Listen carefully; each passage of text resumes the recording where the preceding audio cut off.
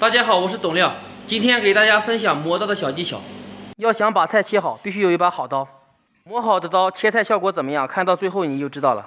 首先选择磨石，这个是两面用的普通油石，一边是粗砂，一边是细砂。粗砂180目，细砂320目，目数越高砂越细。粗砂这边磨主要是去钝，细砂磨主要是抛光，让刀口更加平整。准备一盆清水，加入3小勺食用盐，搅拌至盐化开。把磨石和刀放盐水里浸泡15分钟，盐溶于水会分解出氯离子，氯离子具有弱酸性，对钢铁有活化作用。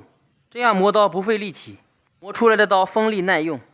案板上放一块湿毛巾，防止打滑。把磨石放到上面，一般刀用的时间长了，刀刃会成为弧形，因为前面切东西最多，一般都是前切后剁中间片，刀背砸泥把捣蒜。刀刃哪个部位突出，磨的时候就多磨几下。尽量让刀刃成为一条直线。如果右手用刀，就先磨刀的左侧刃，磨石粗的那面撒上盐水。磨刀方式选择横磨，刀面和磨石基本上是平行状态，需要注意轻推重拉。刀的中间和后面要多磨2下，因为中间和后面不常用。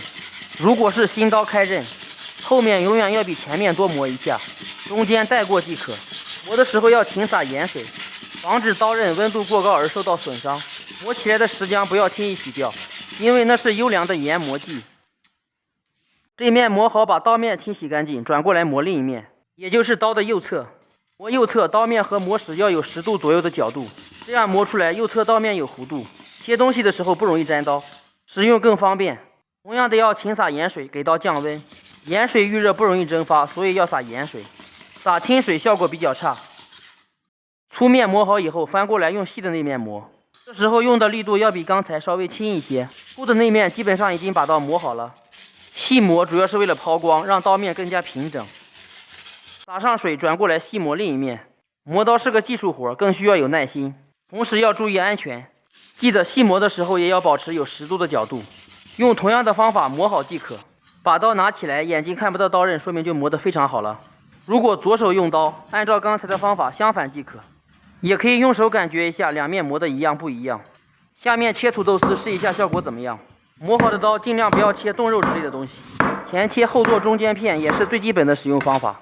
有条件的家里也可以多备一把刀，不同的东西用不同的刀切，毕竟磨一把刀也不容易。看一下这个土豆丝切的就知道磨的刀快不快了。家里面刀不够快的行动起来吧。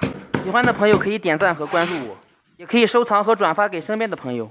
点我的头像还可以欣赏更多的家常菜做法。感谢您的观看，下期视频再见。